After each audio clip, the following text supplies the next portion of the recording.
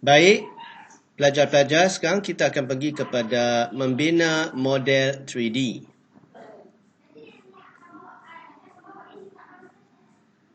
Objek primitif.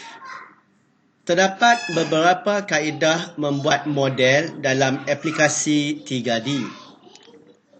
Di antaranya ialah dengan cara menggunakan objek-objek asas yang dipanggil objek primitif.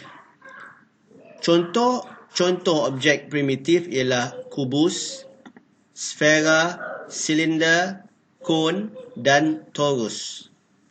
Objek-objek primitif ini diubah suai dengan operasi-operasi tertentu dengan operasi boolean yang melibatkan cantuman, union, pemotongan, subtraction dan persilangan, intersection. Rajah di atas menunjukkan satu contoh hasil operasi boolean union yang dilakukan ke atas dua objek yang berbeza. Di objek ini digabungkan dengan objek ini menggunakan operasi union akan menghasilkan objek ini. Baik, sekarang kita pergi kepada polygon modeling. Selain dengan menggunakan operasi boolean, bentuk-bentuk primitif juga boleh dijadikan model yang lebih kompleks dengan kaedah yang dipanggil polygon modeling. Polygon modeling adalah satu teknik membuat model 3D dengan cara memanipulasi vertex yang terdapat pada objek geometri tersebut.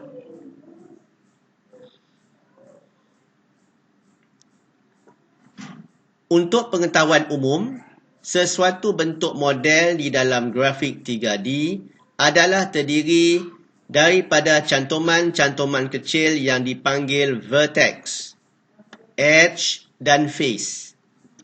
Elemen yang terkecil ialah vertex, iaitu terdiri daripada satu titik kecil, dot. Jika dua vertex dihubungkan, ia akan membentuk edge. Dan jika dihubungkan dengan satu lagi vertex lain, ia akan membentuk face. Cantuman face yang banyak akan membentuk permukaan objek. Elemen-elemen di atas, vertex, edge dan face boleh dimanipulasikan untuk membentuk objek-objek yang lebih kompleks. Rajah di bawah menunjukkan hubung kait antara vertex, edge dan face dalam membentuk permukaan. Baik pelajar-pelajar, kita tengok sini, ini ada dua titik, ini vertex. Bila ada dua titik kita panggil vertices lah, lebih daripada satu titik. Ini edge, ini face. Okey. Sekarang, pelajar-pelajar kita pergi kepada patch modeling. Patch modeling adalah satu lagi teknik membentuk model 3D dengan cara memanipulasi elemen-elemen pada sesuatu permukaan yang dipanggil lattice. Lattice adalah garisan-garisan grid yang mempunyai kawalan ke atas vertices. Dengan cara membuat perubahan kedudukan pada lattice, kita dapat mengubah suai sesuatu permukaan, sesuatu objek mengikut kehendak rupa bentuk yang diingini. Biasanya kaedah patch modeling ini adalah sesuai untuk membuat model yang berbentuk organik atau membuat permukaan tanah yang bergunung ganang. Di bawah menunjukkan satu contoh membuat model dengan menggunakan kaedah patch modeling. Okey. Kita boleh tengok. Ini menggunakan kaedah patch modeling. Okey.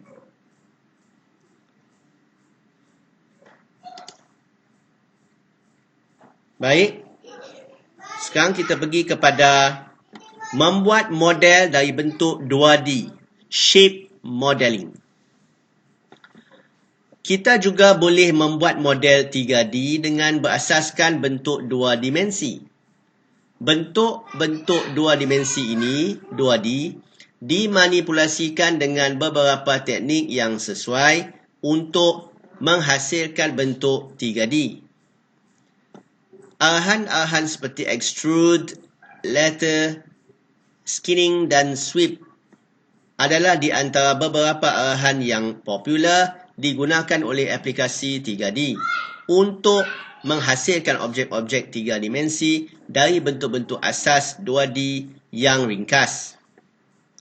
Misalnya, kita boleh membina silinder dengan hanya berasaskan bentuk asas 2D bulatan yang kemudiannya dimanipulasikan melalui arahan extrude. Begitu juga kita boleh membuat model gelas dengan hanya menggunakan garisan lurus dengan arahan lather.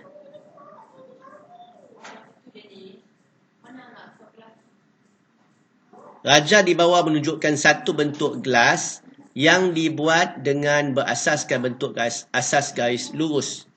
Garis lurus ini diputar pada paksi Y dengan sudut putaran 360 darjah. Okey, asal macam ni dibentuk menggunakan asas garis lurus, kemudian diputarkan kepada 360 darjah pada paksi Y. So jadilah dia model, satu bentuk model gelas. Okey. Sekarang kita pergi kepada membuat model dengan kaedah NURBS. NURBS adalah singkatan dari perkataan Non-Uniform Rational Basis Spline. Melalui kaedah NURBS ini, sesuatu objek 3D dapat dihasilkan melalui gabungan beberapa garisan yang dipanggil NURBS curves. Menghubungkan dua garisan NURBS curves secara merentang akan menghasilkan satu permukaan yang licin dan rata. Kita boleh membentuk model organik dengan lebih mudah dan fleksibel dengan menggunakan kaedah ini. Okey, kita cuba tengok. Ini NURB curve, ini NURB curve. So, dua NURB curve yang disambung akan menghasilkan bentuk ini.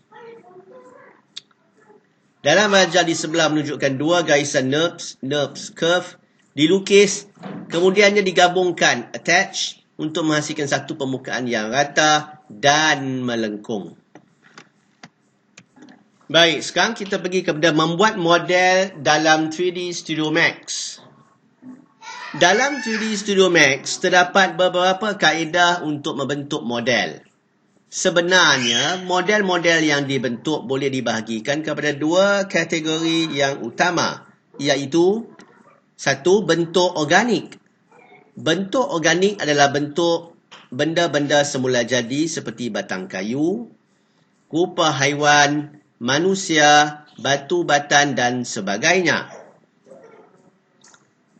Bagi bentuk bukan organik, bagi bentuk bukan organik pula, ia merupakan bentuk yang berdasarkan kepada bentuk geometri yang sedia ada seperti bulatan, segi empat, segi tiga, silinder, sfera dan sebagainya.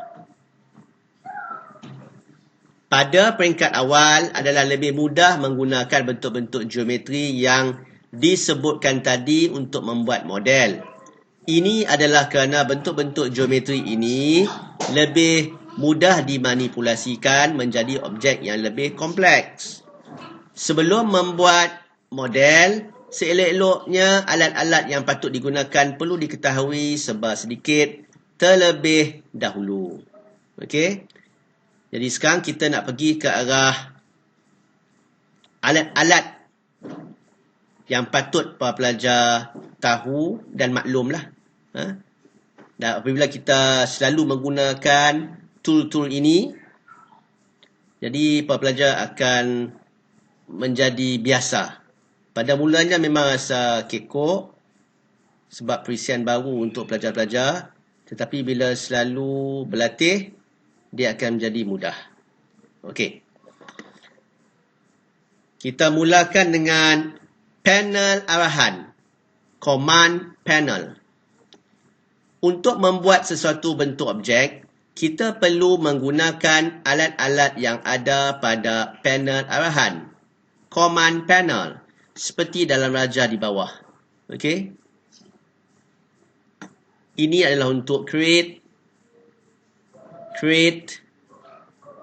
hierarchy, motion, display, utility. Okey. Kita pergi kepada create panel. Okey, create panel, geometry, shape, light, camera, helper, space wrap, systems. Pada tab create, terdapat beberapa tool yang biasa digunakan untuk membina objek. Okey, tab create di sinilah.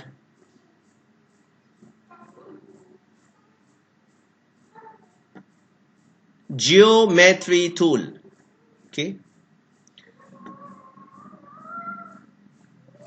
Dalam pilihan ini, pengguna diberikan beberapa pilihan tool untuk menghasilkan bentuk geometri asas 3 dimensi bagi objek standard primitif seperti kotak, box, sfera, sphere, cone. Cone dalam bahasa Inggeris, silinder dalam bahasa Inggeris ejaan dia macam ni, silinder, tube, torus, dan pyramid. Okey. Satu ejaan bahasa Malaysia, satu ejaan bahasa Inggeris. Okey, di sini ya, geometry tool. So ini pilihan tool geometri yang ada. Selalu juga keluar periksa ataupun ujian ya. Hati-hati. Cikgu dah cakap dah. Sekarang kita pergi kepada shape tool. Dalam pilihan ini, pengguna diberikan beberapa pilihan tool untuk menghasilkan rupa 2 dimensi yang dibentuk menggunakan objek spline. Seperti garisan, line, segi empat, rectangle, bulatan, circle, bujur, ellipse, lengkungan, arc, 2 bulatan, donut, polygon, bintang, star, text, string, helix, dan objek pecahan segi empat, section. Ini shape tool. Ini pilihan tool shape.